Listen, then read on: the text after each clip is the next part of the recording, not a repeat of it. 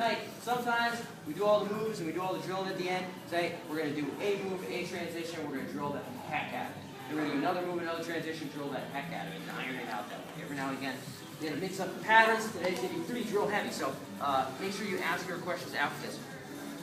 Brian and Carol had a question about getting the angle properly. So if I'm here with Ian, he tips off. As he's escaping, I feel like it's inevitable. I get some semblance of a grip still here, thank goodness. I get a grip here. As Ian's turning, I have this foot on the far side. Boom. I drive him up to that 90, like we talked about. Slide this knee up high, get my grip.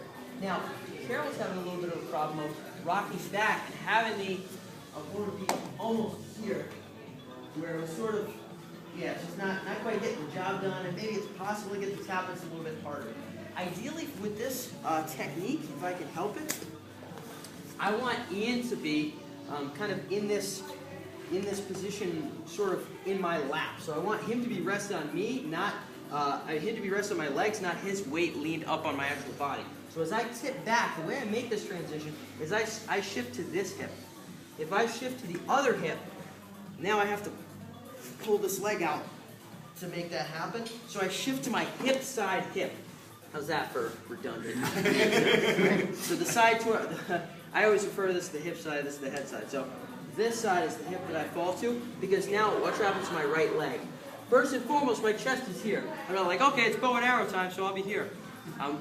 Still nice and snug to him. As I tip to my side, my leg releases and it can loop out and latch on without me needing to get that much space.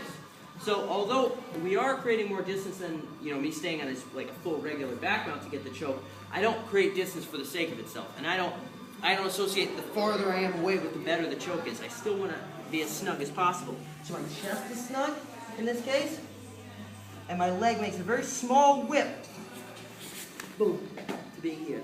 At which point now I stretch, extend, tap. No more than I need to. I don't need my arm, doesn't need to be totally straight every time I get this finish, but I do need this thing to be trapped. So I'm going to shift to the hip side hip. In that case, set my leg so you guys can see it without Ian. My leg comes this way and covers that shoulder so he can't turn into it. As opposed to, if I fall this side, now I got to dig it out from his body, and the only way to do that is to lean him onto me, which now I got to put up with another whole mess of hassles. What other questions do you guys have with the position itself?